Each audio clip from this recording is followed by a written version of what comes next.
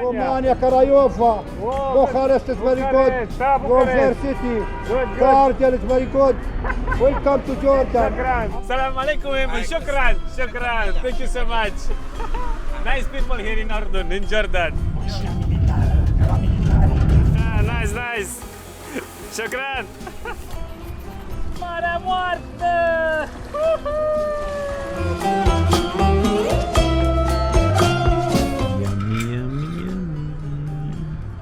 Gata, fraților, cu mersul pe jos, cu namila asta în spate, nu mai, 100 de kilometri prin deșert mi-a fost de ajuns. Și acum reluăm viața de autostopist, cu degetul în sus, mergem spre Shubac, ne optăm acolo, mai sunt o grămadă de locuri frumoase de văzut în Iordania, Madaba, Geara și Marea Moartă, mâine sper să ajung acolo. Hai cu autostopul! Back to hitchhiking, my friends, with Saleh, right? Thank you so much, shukran. So, hitchhiking in Jordan works so nice people you meet. And we're going further to Shabak, I think it's pronounced. It's a castle there I want to visit. Crusaders castle. Yeah, from the time of Crusaders. 11, 17, 18. We also find some history. This is the best way when you travel with the locals. You find nice legends and stories and good and interesting places to visit. He's also from a nice place, a village called Dana. There's a national reserve there. Maybe I'll go there afterwards. Okay, thank you. Fortăreața Castelul Shabak sau Montreal. Cel mai mic hotel din lume. O mică mașinuță. Ce drăguț.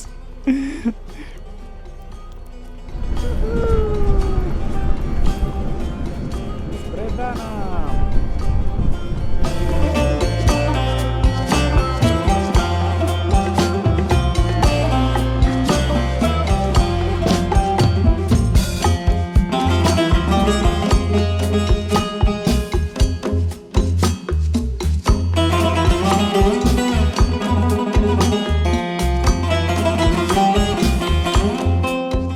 Bate vântul azi. Mi-am luat cojocelul de beduin, Farva se numește. Părăsesc sătul cu Dana, unde am înoptat într-un hotel abandonat. Și ne îndreptăm ușor spre Marea Moartă.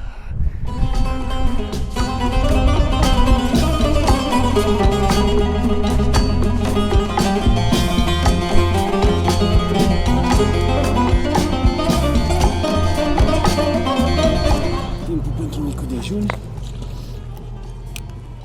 Airan.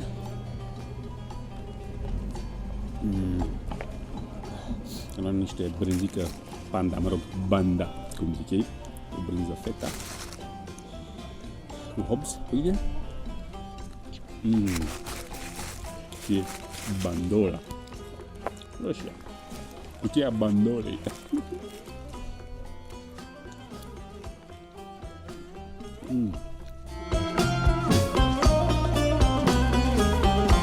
Ce am mai aflat interesant la autostop? Petra a fost cucerită în 106 de 3 ani, deci de aceeași persoană și în aceeași perioadă ca și Dacia, iar timp de vreo, cred că mai bine de 10 ani, s-a construit un drum din Damasc până în Eliat, care e aproape de Aqaba, acum în Israel, și drum pe care mă aflu acum. Autostrada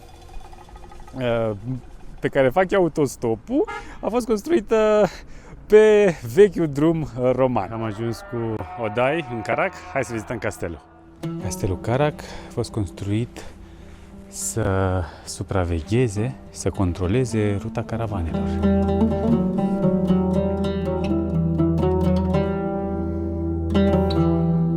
Și denumirea de Carac vine din arabă și înseamnă Walled City, oraș fortificat, înconjurat de ziduri de apărare.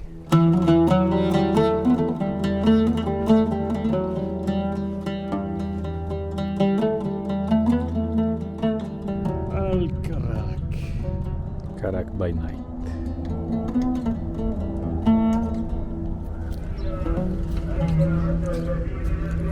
O nouă zi de autostop!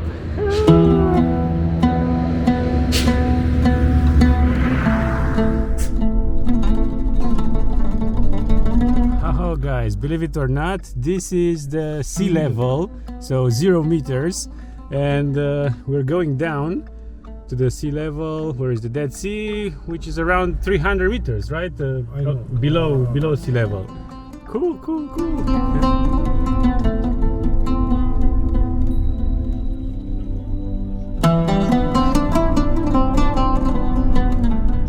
Wow, am avut parte de o cursă incredibilă. Nu doar prin faptul că am trecut printr-un canion fantastic, am coborât la nivelul mării și ne apropiem de Marea Moartă, punctul cel mai jos de pe pământ, dar erau două mașini, într-una dintre ele n-am înțeles prea bine dacă erau din Qatar sau din Arabia Saudită, niște, nu știu, șeici, emiri bogați, m-au înregistrat cu telefonul și în mașina mea erau doi șoimi cu acoperiți la ochi. Tipii ăștia erau în vizită în Iordania. S-au bucurat să vadă un călător ca mine. Ok, mergem mai departe. Experiențe faine cu autostopul. Și am ajuns la muzeul The Lowest Point on Earth, cel mai jos punct din lume.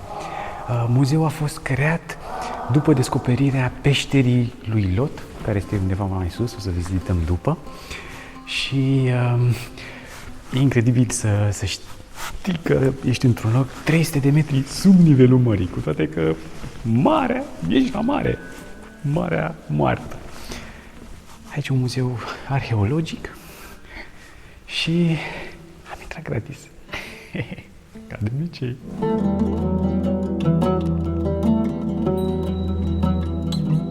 Un peisaj totalmente diferit, verde, cu palmieri, plantații.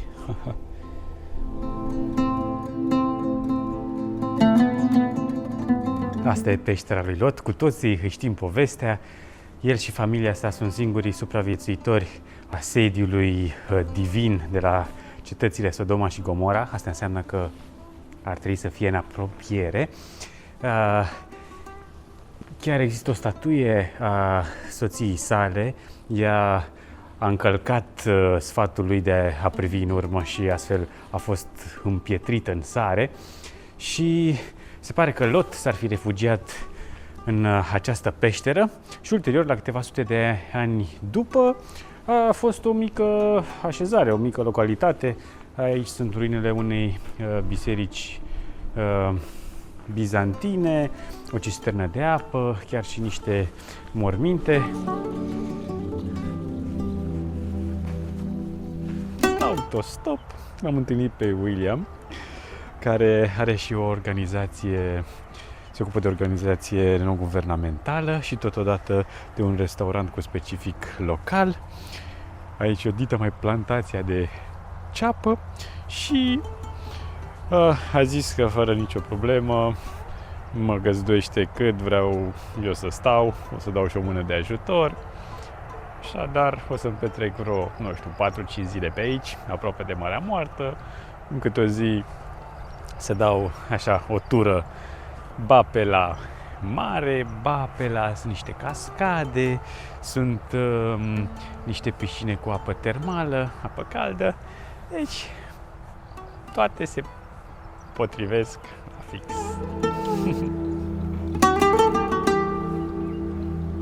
Și casa în care stau eu aici, nu departe de Marea Moartă, este făcută din chiripici. Locul ăsta se numește Numeira și pe lângă organizația în sine este și un restaurant și vrea să implice comunitatea locală în toate activitățile. Și denumirea de Numeira este de fapt după un sit arheologic la câțiva kilometri distanță, științific asociat cu vechea cetate Gomora. Știți probabil povestea biblică cu Sodoma și Gomora, care au fost arse și distruse de către Dumnezeu din cauza curvăsărai ce avea loc aici. Așa se gătește sub pământ.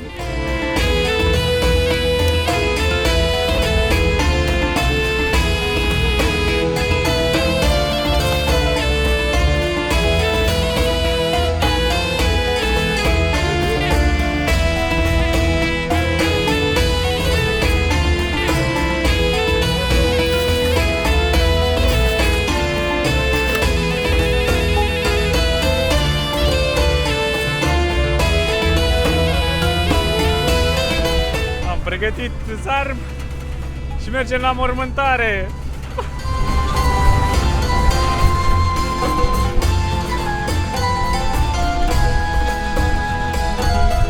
Marea Moartă, dragilor, și acolo sus este soția lui Lot, care a fost împietrită în sare.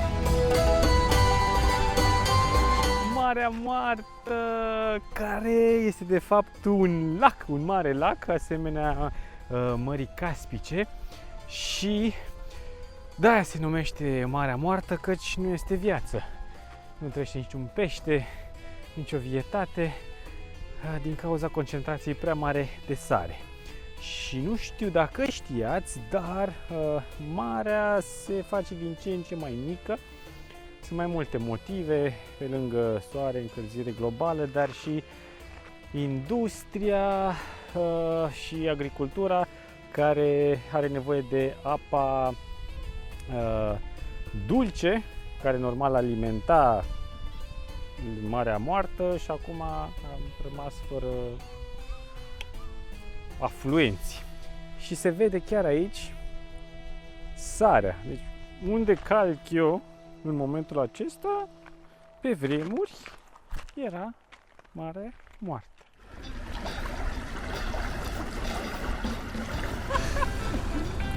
Plutesc! Și eu care nu știu să fac plută. Ce tare!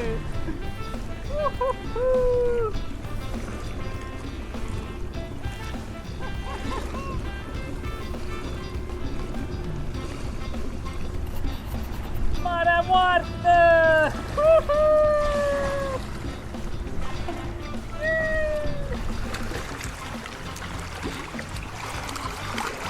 Ce tare de vieți apă!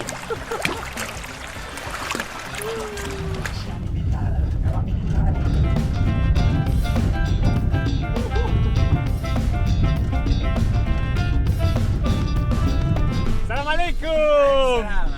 My friend here, Zacharia. Yeah. Zacharia. We went this morning with a truck with tomatoes, with bandora, and now with cucumbers and jazar with carrots. Salam alaikum and shukran. Thank you so much. Nice people here in Urdun, in Jordan. Yes. Yeah, good. Poate ați mai văzut cascade la viața voastră, dar nu știu câți dintre voi ați văzut cascade cu apă caldă, apă termală. Bine ați venit la râul Iordan, Ordun în arabă. Iordanul, care e de fapt granița naturală între Iordania și Palestina / Israel, și în spatele meu, la câteva sute de metri, e chiar locul unde se zice, conform poveștilor biblice, că s-a botezat Iisus.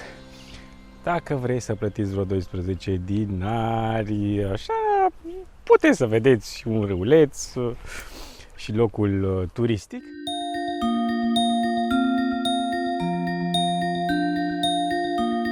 Am ajuns pe muntele Nebo, dragilor, un loc important nu pentru munte în sine, ci pentru semnificația lui, important pentru toate religiile abrahamice, adică atât pentru iudei, musulmani, cât și pentru creștini, pentru că se leagă de numele lui Moise. Se zice, conform poveștii biblice, că Moise s-a întâlnit aici și a vorbit cu Dumnezeu care i-a arătat tărâmul promis, Cana.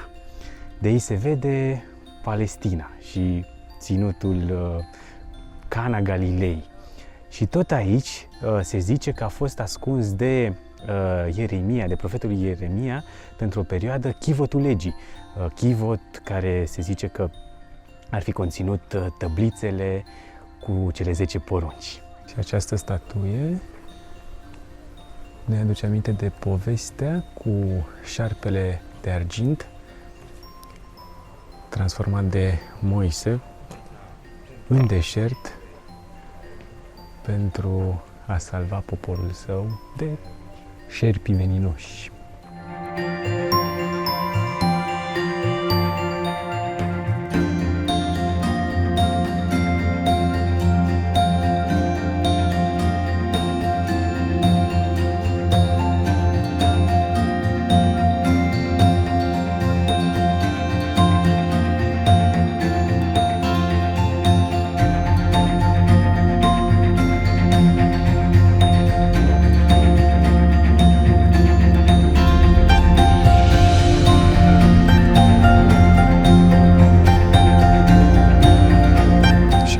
În Madaba, orașul mozaicului.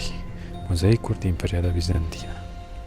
Biserica Fecioarei Maria și zidul lui Ipolit.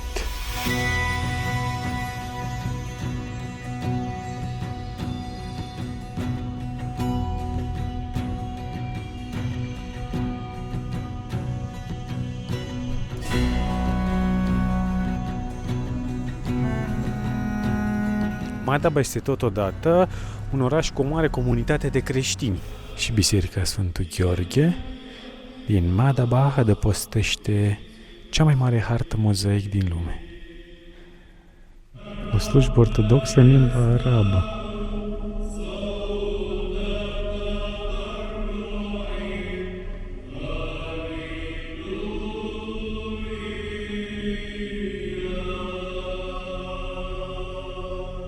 Prin Amman, locurile turistice, lumea mai vorbește engleză, dar în rest prea puțin. O expresie pe care o știe toată lumea, în schimb, este Welcome to Jordan. De la copil de 5 ani până la bătrân, toată lumea știe Welcome to Jordan. Așa că vă aștept și pe voi, Welcome to Jordan. În Iordania sunt foarte mulți polițiști civili, care lucrează pentru inteligență, polițiști de tot felul și mulți m-au luat la ocazie, și militari, și soldați, polițiști. Șocran, mulțumesc mult! Sunt la castelul Qasr Amra, unul din cele 10 castele ale deșertului. Tot cu niște soldați am ajuns. Cu cât merg mai în nord, cu cât se face mai verde, mai mulți copaci, mă rog, mai puțin zona asta.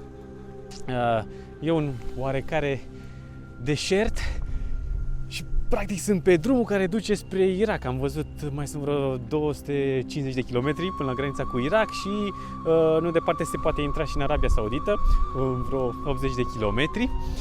Drumul e puțin tranzitat, dar am ales să vin aici pentru că acesta este poate cel mai bine păstrat din cele 10 castele ale deșertului și este un exemplu foarte bun al artei și arhitecturii islamice inițiale. A fost construit undeva prin anii 700, între, nu știu,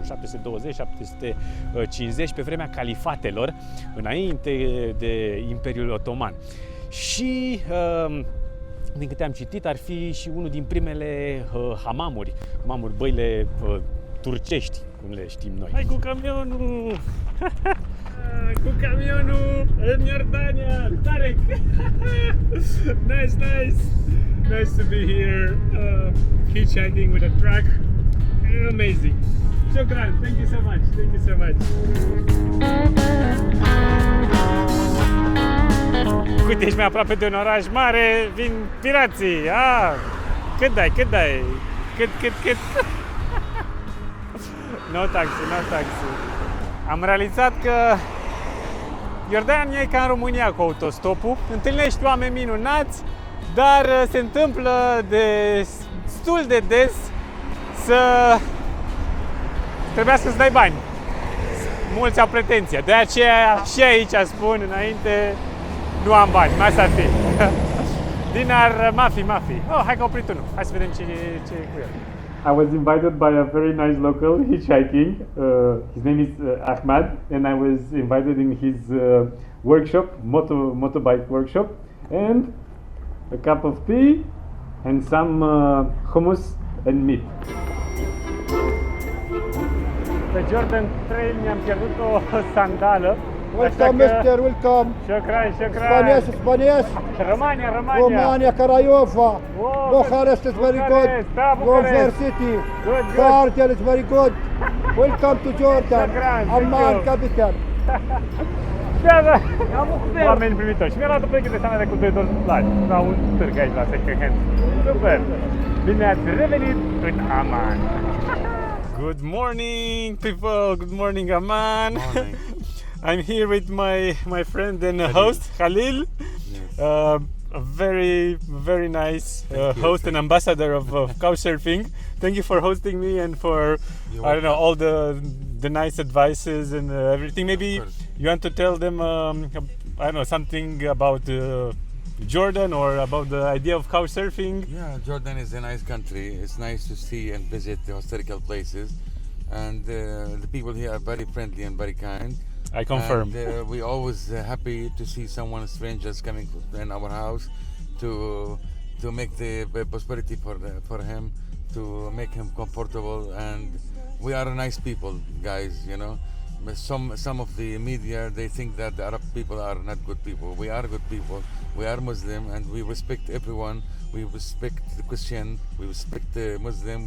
We respect the Jewish people. So everything is fine, but I don't know why the media, they always say something wrong about us. So you are welcome, guys, anytime to Jordan. It's just nice to see Petra and Wadi Ram, and we have beautiful historical places here in Jordan. So much to see. So 10 days or 1 week, 2 weeks in Jordan, I think it's enough to see everything. Thanks so much. Love you. Bye-bye. Habibi.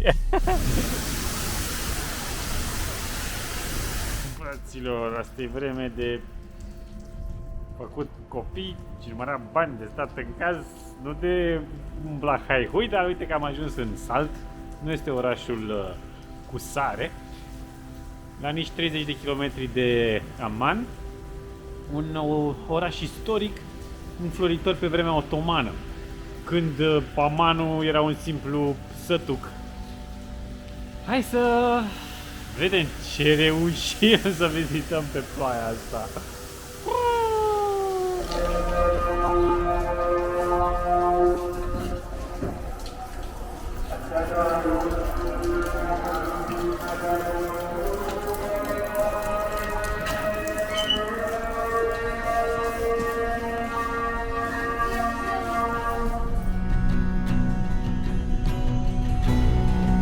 Welcome to Jerash!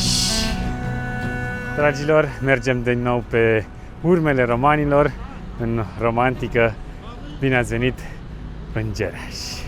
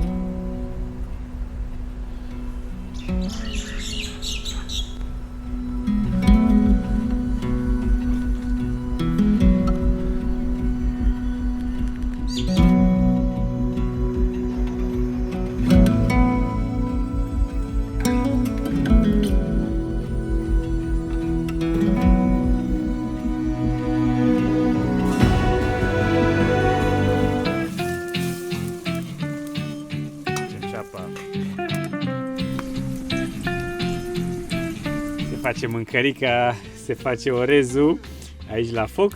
Sunt cu un nou prieten, cu gaza mea de pe Couchsurfing, Mohamed, într-un sătuc nu departe de Geraș, nu știu, vreo 20 de kilometri, și o fermă. E drăguț, atmosferă așa de țară, liniște, sunt niște găinușe și totul drăguț. Poftă bună, dragilor! Bun apetit! Jaddar. Jaddar. Good, good.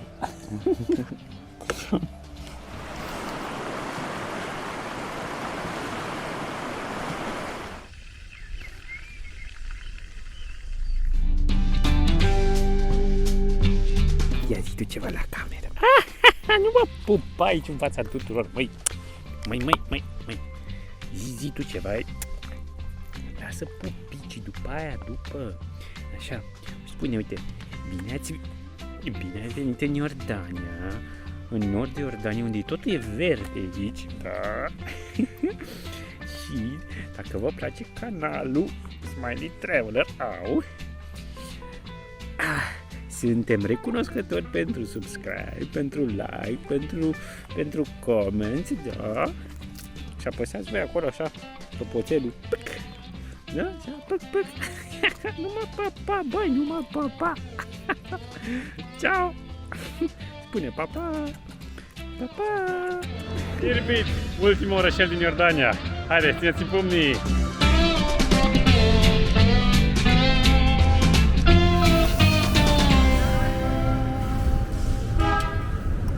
Hey guys, his name is Man. Pretty much my name, yeah. Today we took him to take a free PCR test. A good thing in Jordan, PCR. Only one good thing in Jordan. No. Nice people here. Thanks Very a lot. nice people, come over. Yeah. Yummy.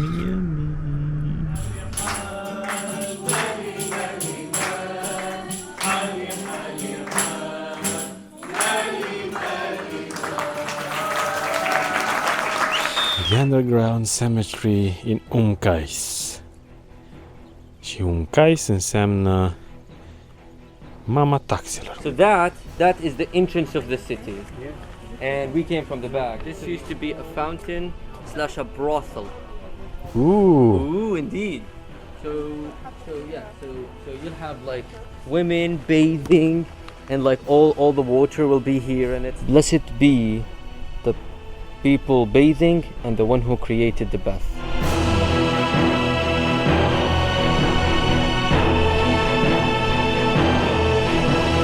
That mountain there is the highest mountain in Palestine, called Al Jalil Mountain. The small hub here is Jordan. That's Palestine, Galilee Lake. This is the Golan Heights in Syria, occupied Palestine. And that's over there is Lebanon with the Sheikh Mountain, Jabal al-Sheikh. A sosit momentul, dragilor, e ultima zi în Iordania, aici în nordul Iordaniei, în Umkais. E de asemenea locul unde începe Jordan Trail. Eu am făcut doar o parte, 100 de kilometri din Wadi Rum până în Petra, o experiență unică. Și o să îmi fie dor de Iordania, m-am atașat. Știu că am o familie acolo în deșert, în Ram. Plec cu cea mai plăcută impresie despre această țară minunată, dar călătorului îi stă bine cu drumul și cu autostopul. O nouă aventură mă așteaptă. Hai, sunt aproape, atât de aproape de Siria, de Liban, Palestina, Israel. Trec granița spre o nouă țară. Țineți-mi pumnii! Ne vedem curând cu următorul vlog. Dacă v-a plăcut, sper să împărtășiți și cu prietenii, să fiți alături de mine cu un mesaj, cu un like și toate cele bune, fraților. Să fie pace!